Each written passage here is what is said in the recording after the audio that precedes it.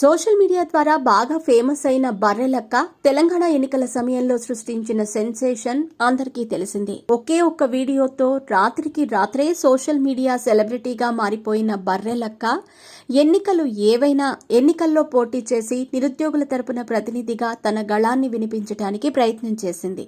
ఇటీవల తెలంగాణ అసెంబ్లీ ఎన్నికల్లో పోటీ చేయడంతో పాటు ఎంపీ ఎన్నికల్లోనూ బర్రెలక్క పోటీ చేసింది. ఇక ఇటీవల మెగా డిఎస్సి కోసం గ్రూప్ 2 కోసం తెలంగాణ రాష్ట్రంలో నిరుద్యోగులు చేసిన పోరాటంలోనూ తన వంతుగా ఆమె కూడా ఆందోళనల్లో పాల్గొంది. తాజాగా బర్రెలక్క మరోమారు సోషల్ మీడియాలో పెట్టిన వీడియో ఇప్పుడు అందరినీ మళ్లీ ఆమెపై దృష్టి మరల్చేలా చేసింది. బర్రెలక్క తన ఫేస్బుక్ అకౌంట్ ద్వారా ఎవరో ఒక వ్యక్తి దగ్గర నుంచి డబ్బులు తీసుకుని మోసం చేసిందని కన్నడకు చెందిన ఒక ఛానల్ వార్తను ప్రసారం చేసింది.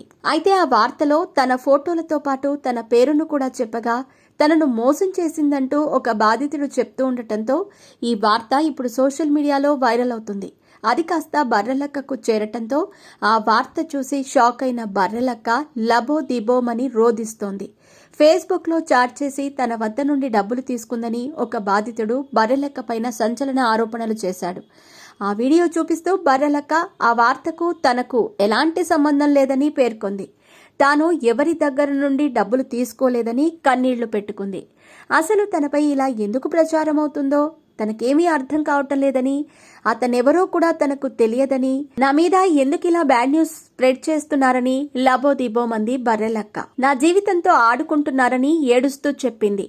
పెళ్లి చేసుకుని నా బతికేదో నేను బతుకుతూ ఉంటే నన్ను ప్రశాంతంగా బతకనివ్వటం లేదని కన్నీరు మున్నీరయ్యింది. తన పేరు మీద ఫేస్బుక్, ఇన్స్టాగ్రామ్లలో చాలా ఫేక్ అకౌంట్లు ఉన్నాయని, అందులో ఎవరు వసూలు చేశారో తనకు తెలియదని, నాకే పాపం తెలీదు, నన్ను అనవసరంగా బ్లేమ్ చేయకండి అంటూ బోరున విలపిస్తూ వీడియో చేసింది బర్రెలక్క. దయచేసి తన జీవితంతో ఆడుకోవద్దని విజ్ఞప్తి కూడా చేసింది.